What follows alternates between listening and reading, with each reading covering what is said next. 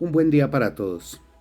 El día de hoy vamos a trabajar lo que es la filogenética o filogenia y además de eso vamos a trabajar las teorías sobre el origen y evolución de la vida. Lo primero es tener claro qué es la filogenia o filogenética.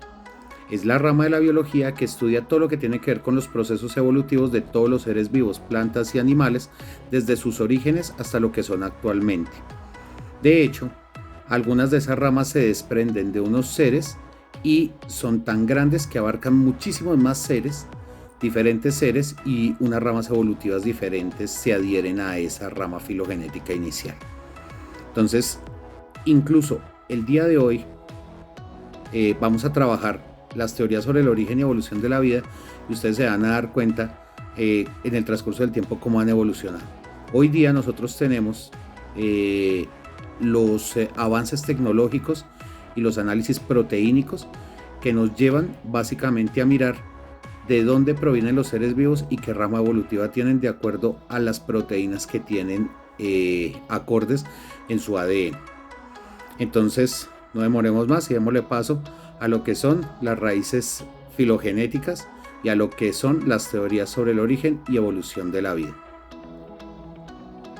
La primera teoría grande sobre el origen y evolución de la vida es la teoría sobre la generación espontánea.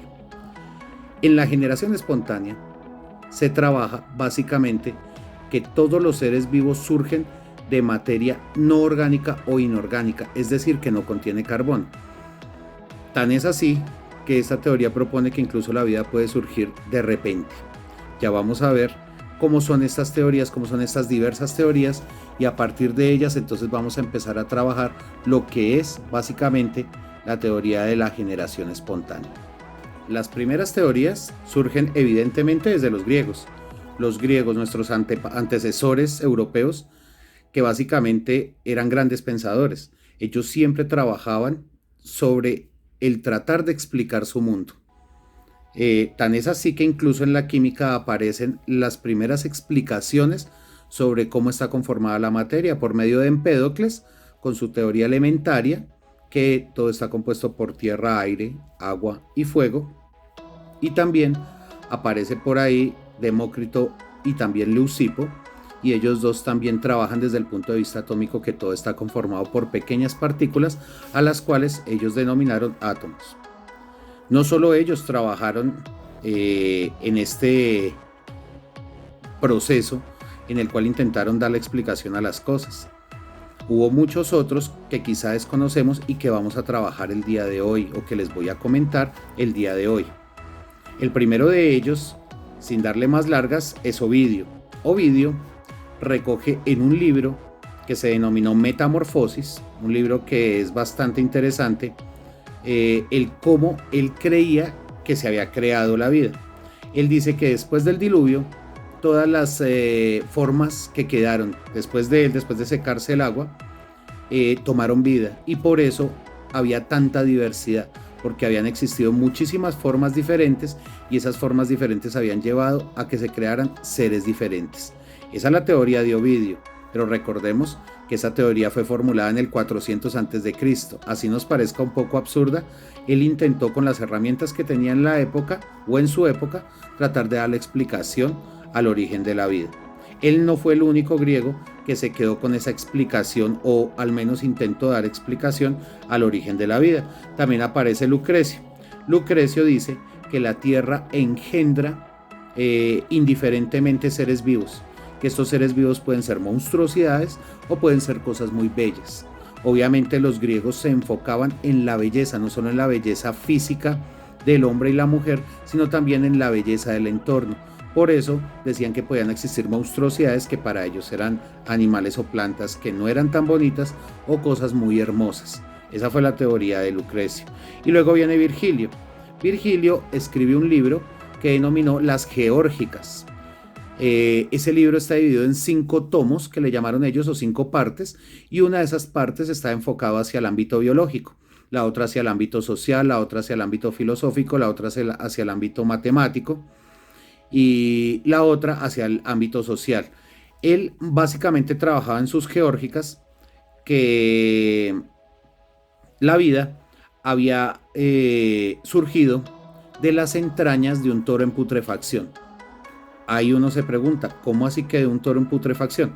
Pues básicamente lo que él decía es que haciendo ciertos cortes específicos en el toro y teniendo en cuenta que los griegos no consumían vísceras de ningún tipo, ellos solamente mataban la res o el toro y se comían su carne y utilizaban su cuero, pero las entrañas o las vísceras las dejaban dentro del cadáver para que los animales se las comieran. Entonces él decía que si se abría de cierta forma el toro y se dejaba durante unos días a la intemperie, iban a aparecerle larvas, iban a aparecer insectos alrededor de él, por lo cual desde ahí era que se creaba la vida. Y luego, como último griego, y de hecho es un griego muy conocido que aparece en casi todo, pues aparece Aristóteles. Aristóteles, un gran filósofo, matemático, geómetra, etcétera, que existió en la antigua Grecia, no podía quedarse atrás con su teoría sobre el origen y evolución de la vida. Él simplemente dice que todo está constituido por un principio pasivo y por un principio activo.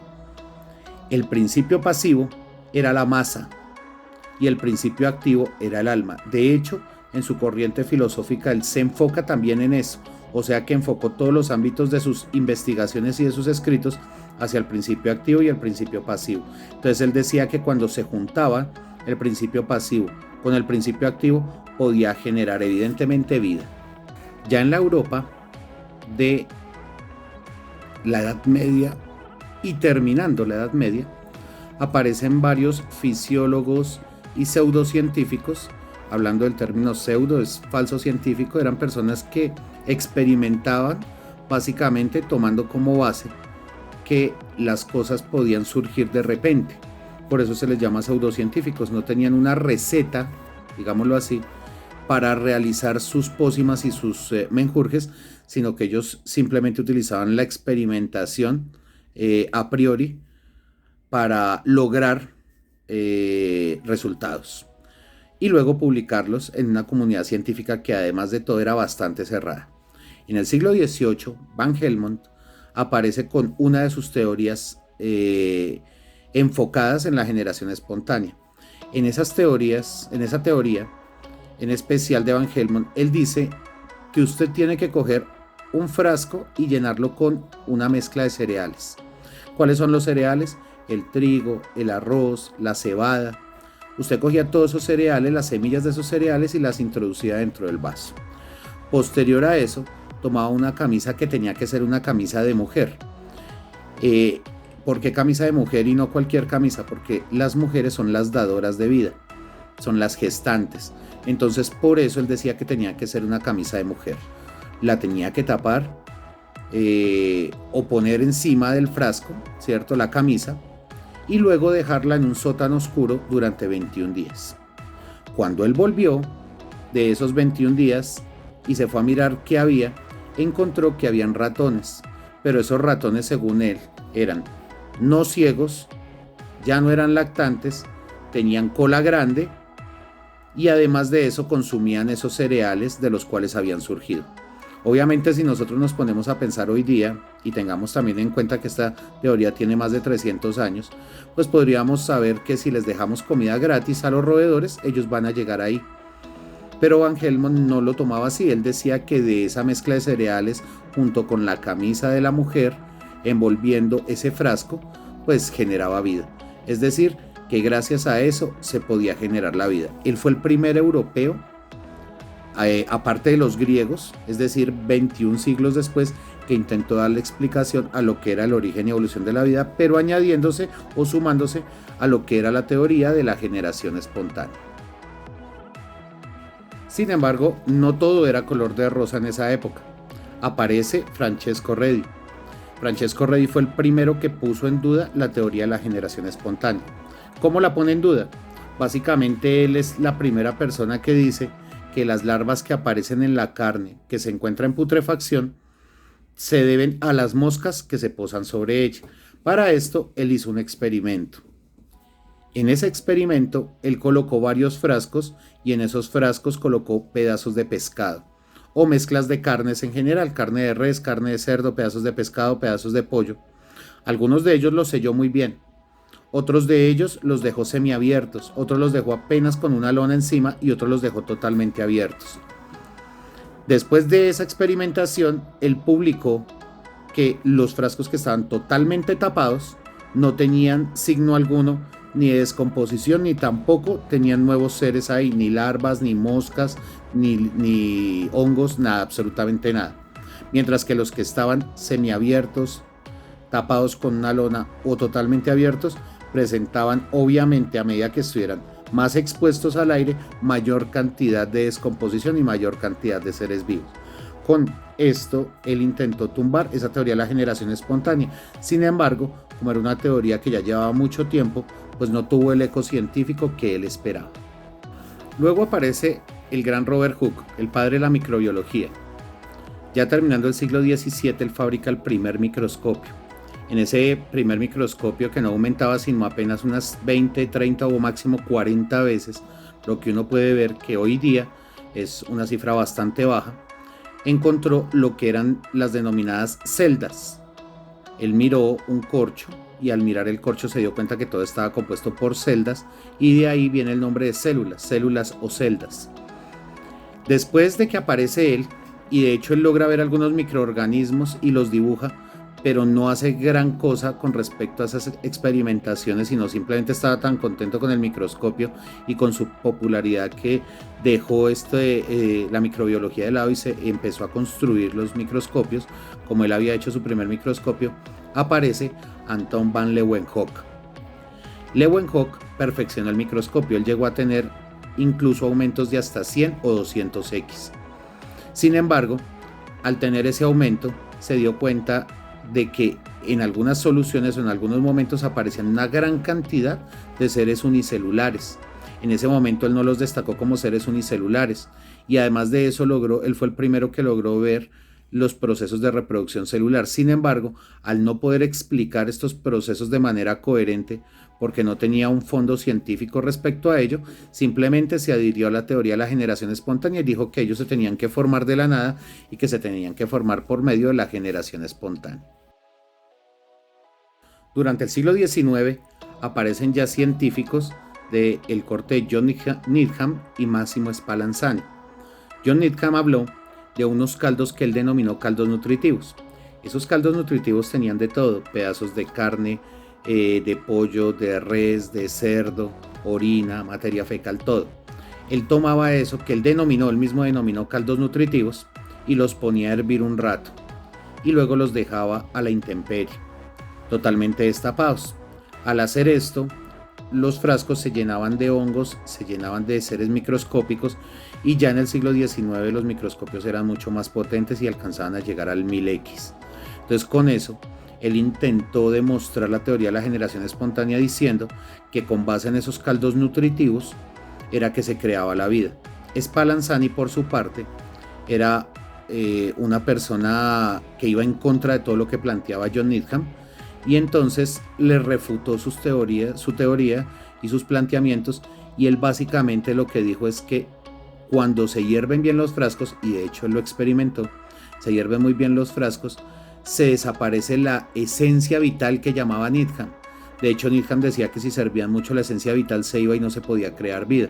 Spallanzani simplemente los servía y los dejaba cerrados, y después de hervirlos muy bien, los destapaba.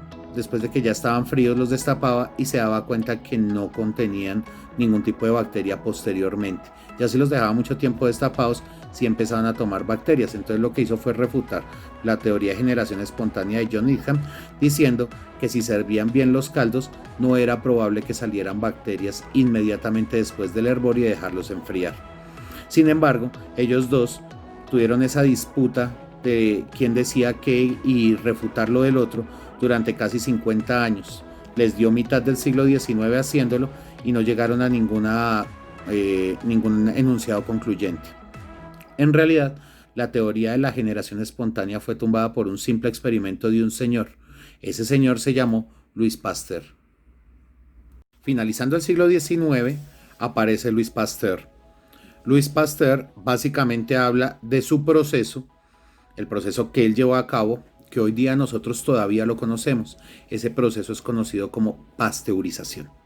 En la pasteurización, lo que se tiene que hacer básicamente es hervir la sustancia, luego dejarla enfriar, luego volverla a hervir, luego volverla a enfriar en varias ocasiones y después algo que nosotros conocemos hoy día y que nos es muy común en los alimentos que compramos, y es empacar al vacío. Cuando se empaca al vacío, es decir, sin que quede con aire de fuera, las bacterias no logran crecer y los alimentos pueden preservarse durante mucho más tiempo. Nosotros consumimos cosas pasteurizadas, las gaseosas, las bebidas alcohólicas, la leche, todo eso tiene un proceso de pasteurización. Con ese simple proceso de pasteurización, él tumbó la teoría de la generación espontánea que tenía ya en su momento 24 siglos. 2400 años de historia las tumbó con un simple proceso denominado pasteurización. Pero ¿cómo demostrar científicamente lo que hizo Pasteur? Fácil. Se inventó un matraz, el cual él llamó matraz cuello de cisne. En ese matraz cuello de cisne, antes de formar el matraz cuello de cisne, agregaba una sustancia que podía ser incluso los mismos caldos nutritivos de John Needham. Luego sellaba el frasco y le deformaba el vidrio de tal manera que quedara como el cuello de un cisne. Después los hervía, los dejaba enfriar, los hervía, los dejaba enfriar y después los dejaba ahí quietos. Se dio cuenta que las bacterias, los microorganismos y demás se adherían al cuello de cisne, es decir, a la parte que daba más externa, pero en ningún momento llegaban a la sustancia ni la descomponían. Es decir, que las bacterias y los microorganismos estaban presentes en el aire, cosa que él ya dedujo y tal vez que se había dicho desde siglos atrás. Él la deduce y básicamente con eso él dice que sus sustancias no tienen ningún tipo de putrefacción y duran mucho tiempo. Luego partía el cuello de cisne y dejaba que el aire normal entrara a la sustancia y en cuestión de horas la sustancia estaba descompuesta. Sin embargo, él logró almacenar carne, pescado y diferentes cosas durante meses sin que llegaran al término de la descomposición. Ese fue el gran avance del señor Louis Pasteur con respecto a las teorías del origen. Ahí tenemos ya las teorías sobre la generación espontánea y cómo la generación espontánea se cae, a pesar de que hay científicos que llegan hasta casi mitad del siglo XX creyendo que la generación espontánea todavía existía. Y aparecen otro tipo de teorías sobre la explicación del fenómeno de la vida. La primera de ellas es la teoría creacionista. En la teoría creacionista, básicamente se trabaja que un ser divino crea la vida. En las diferentes culturas alrededor del mundo nosotros tenemos diversos dioses. Para los cristianos es Dios, para los judíos es Jehová, etc. Nosotros podemos irnos Buda, todos los dioses que existan, incluso los antiguos griegos con Zeus o los romanos con Júpiter, que era casi el mismo dios. Ellos decían que ese impulso divino fue el que llevó a que la vida realmente surgiera. La comunidad científica nunca ha aceptado esta teoría, pero tampoco la puede desestimar porque todavía hay muchos vacíos científicos a los cuales no se ha podido darle respuesta y por ende no descartan del todo la teoría creacionista sin creer mucho en ella. Aparte de esta teoría creacionista aparecen otro tipo de teorías, como por ejemplo la teoría migracionista. En la teoría migracionista se habla de que la vida viene desde el espacio exterior. Al venir desde el espacio exterior, posiblemente por medio de un asteroide, debió aguantar condiciones que no son aptas para ningún tipo de ser vivo. Se habla en esta teoría migracionista de que algunas bacterias y seres unicelulares llegaron en ese asteroide congelados porque la temperatura en el espacio exterior es de 273 grados bajo cero. Y posterior a eso entraron a la atmósfera terrestre en donde se derritió esa agua por medio del impacto que generó el choque de ese asteroide con la atmósfera, y esas bacterias lograron sobrevivir a eso y llegaron y se instalaron en un medio húmedo, un mar o un océano, y allá pudieron subsistir y crear lo que hoy día nosotros conocemos como vida o la diversidad que hay hoy en día. Esta teoría ha sido desestimada precisamente por eso, porque no hay un ser vivo que aguante un cambio en las condiciones tan extremo y tal vez de vivir sin oxígeno en el espacio exterior y que de un momento a otro entre a una atmósfera con oxígeno que esté 273 grados bajo cero y que llegue a una atmósfera donde hayan 20 o 25 grados centígrados. Esos cambios tan abruptos no son posibles para pensar en que la vida viene del espacio exterior. Por último, entonces vamos a trabajar o vamos a hablar al respecto de la evolución prebiótica o teoría evolucionista. Cuando a uno le hablan de evolución, uno siempre le piensa en el gran Charles Darwin y su teoría de la evolución de las especies. Sin embargo, Darwin nunca encajó una teoría sobre el origen de la vida, solamente sobre la evolución de los seres vivientes. Entonces, este término evolución y de hecho esta teoría de la evolución prebiótica se le asigna a dos científicos, uno ruso y uno inglés, el ruso Alexander Oparin y el inglés que se llamaba Stanley Miller. Estos dos científicos, aunque con un lapso de tiempo de casi medio siglo, ya estamos hablando del siglo XX, trabajaron sobre la misma teoría. Sin embargo, el que cimentó la teoría fue Alexander Oparin, pero él nunca la pudo comprobar científicamente. En 1953 aparece el señor Miller, Stanley Miller, y él sí logra comprobar cosas científicamente, armando un montaje con las condiciones de las cuales hablaba Oparin. Oparin se fundamentó en una atmósfera primitiva en donde debió surgir la vida. En esa atmósfera primitiva, no olvidemos, no había todavía capa de ozono, es decir, que los gases que existían en esa atmósfera primitiva eran totalmente nocivos y tóxicos para los seres de hoy en día. ¿Qué gases existían ahí? Metano, amoníaco, hidrógeno, muy poco oxígeno, dióxido de azufre, dióxido de nitrógeno, trióxido de nitrógeno, etc. Habían muchos de ellos y eran totalmente nocivos para la vida. Sin embargo, cuando la Tierra se estaba terminando de formar, decía Oparin, existían muchas cunas volcánicas y la temperatura de la Tierra era muy alta. Existía ya el agua en la Tierra, entonces en el planeta Tierra, entonces lo que sucedía era un ciclo del agua que era totalmente natural y rápido por las altas temperaturas, y ese vapor de agua empezó lentamente a arrastrarse otros componentes que existían en la atmósfera, por ejemplo el metano, del cual ya les hablaba que es el generador, de acuerdo a la teoría de Oparin, de las primeras moléculas orgánicas o moléculas de la vida. Y además de eso empezó a arrastrar compuestos de nitrógeno, compuestos de fósforo, compuestos de azufre. Con esa lluvia, cuando esa lluvia caía, pues se hacía el ciclo del agua y esas sustancias estaban prácticamente en estado vapor o estado gaseoso durante todo el tiempo. Pero en el momento en que llegaron a los grandes océanos primitivos y empezó a enfriarse la Tierra, las temperaturas de la Tierra, porque recordemos que estaba llena de volcanes, empezó a enfriarse, pues básicamente se empezaron a generar verdaderos caldos nutritivos, ya no como los de John Needham, sino ya unos verdaderos caldos nutritivos que tenían los componentes básicos para la vida: carbono, nitrógeno, fósforo, azufre, oxígeno, hidrógeno. Todos esos elementos confluyendo en una gran sopa en esos océanos. Sin embargo, hay dos cosas que Oparin no pudo explicar. La primera de ellas era cómo se obtenía energía de activación para el sistema. La temperatura no podía ser una de ellas porque evaporaba todo. Entonces, ¿cuál era la energía de activación? Básicamente eran los relámpagos de la época. Esos relámpagos generaban la energía necesaria.